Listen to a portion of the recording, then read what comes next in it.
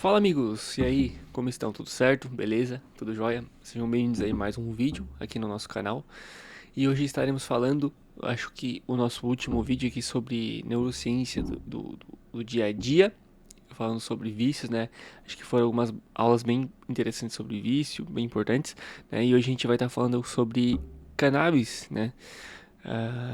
Tema polêmico, né? Muitas vezes mal entendido, mas como a gente vem sempre entendendo que tudo é uma questão de cinza, não de preto e branco, né? Ou seja, tudo tem seus lados positivos e negativos e a gente vai hoje entender ah, como é que como é que ela funciona, o que que ela faz, né? E, e eu vou tentar explicar de uma maneira bem contextos específicos, né, para cada modelo de atuação dela. Então, para que não fique nada mal entendido, eu acredito assim e que seja bem claro, né? Ah, eu anotei alguns tópicos pra gente falar aqui, né? Fiz algumas pesquisas na Nature, na The Lancet, na JAMA, que são revistas que falam bastante sobre isso, bem importantes. Então eu vou estar explicando certinho e tudo embasado, né, de maneira científica, como sempre a gente faz aqui, né? Então acho que a gente pode falar sobre os efeitos positivos, né? Questão de alívio de dor, né? A cannabis tem interação direta com os receptores CB1 no cérebro, né? E isso quer dizer que ele diminui, consegue diminuir essa percepção de dor, né? É quase que no mesmo, não no mesmo nível, assim, mas no mesmo sentido de morfina, por exemplo, né? Que tem essa interação com os mesmos receptores. Então, dentro de um contexto medicinal, né? No sentido de tratamentos, né? Então, ela pode também ser, assim, um item importante, né? Quando se fala, dependendo da situação, obviamente, né? Tratamento da epilepsia, né, e ansiedade. Já se sabe, né, que dentro das questões medicinais ela talvez hoje seja a mais usada, né. É, ela tem essas propriedades anticonvulsivantes, né, é usada em muitos tratamentos e a gente sabe que tem um potencial de ação muito grande, né, e funciona, né. Então hoje existem movimentos, né, para que seja feita a liberação para tratamentos medicinais de epilepsia, enfim, desses, dessas situações que as convulsões são perigosas demais, né? Acontecem muito e geralmente, né, na maioria das vezes, a ciência vem nos indicando que funciona e que é bem útil, né? Transtornos de sono, né? Enfim, né? Também pode ser uma alternativa, né, funcional em alguns sentidos, né? E obviamente quando a gente fala isso, é claro que seria no sentido medicinal, né? Seria com acompanhamento médico, né? Indicado né? Dentro de uma situação específica, claro, né? Não falando sobre o uso, né? Padrão, assim.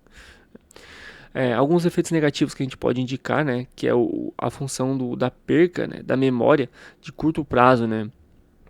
Para quem faz o uso, né, geralmente é a primeira área afetada, é a área talvez uma das mais afetadas, né? Porque não é, digamos assim, debatível, né? No sentido de que isso te prejudica no momento que você está usando, né? E a longo prazo também, a memória de curto prazo vai ser atingida, e tanto que existem pesquisas, né? E testes que mostram que após o uso, o QI ele é bem diminuído, então isso já é bem claro assim para a questão da ciência, né? E outra coisa que a gente sempre fala é a questão de dependência, né? Isso já é meio óbvio, né? É, ela é uma substância, como qualquer outra, afeta os neurotransmissores, né? E a questão como álcool, como nicotina, né? Faz essa questão de dependência, faz essa questão de ser um aditivo, né? De mostrar para o cérebro que essa substância está chegando e o cérebro começar a fazer essa questão de remodelação, né? Dos próprios neurotransmissores e dos próprios receptores também, né? Então é mais ou menos assim que funciona, né? Como a gente já entende muito bem, né? Quando eu falo também alterações estruturais no cérebro, existem pesquisas, né, que mostram que o uso prolongado, o uso de muitos anos, né, de cannabis, também pode diminuir a massa cinzenta do cérebro, né? Ou seja, uma atrofia, né, no córtex, principalmente o pré-frontal, né, que são essas questões mais relacionadas ao pensamento lógico, né, a questão de raciocínio, né, então também, né, mostraram que isso pode afetar muito também, né. Existem alguns também riscos psiquiátricos, né, isso se fala muito de como grupos de riscos, né, muitas vezes podem ter uma interação negativa, né, ah, no uso, principalmente no uso em grandes quantidades, né.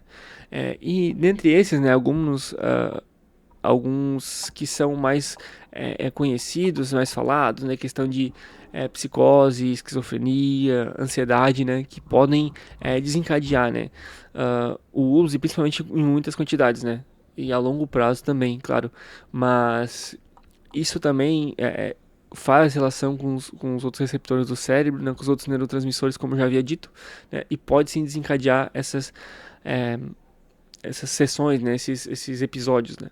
Então, alucinações, muito se ouve falar, né, muito se escuta sobre, né.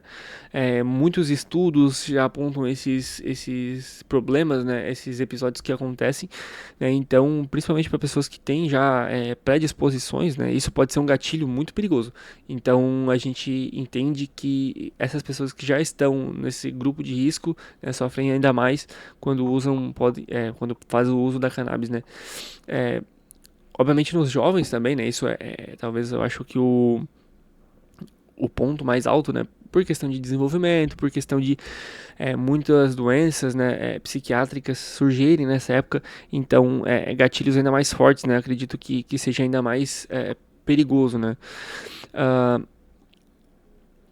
também é importante a gente entender como ela interage com o nosso cérebro, né? E no sentido de coisas, padrões do nosso dia a dia.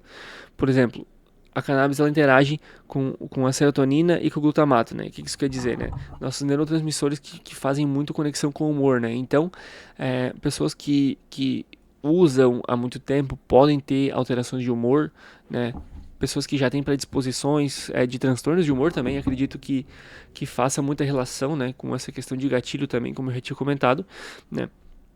Então, já, já, já se entende, né, que fora todas as questões que já de predisposições, né, ela também afeta o cérebro de uma maneira geral, né.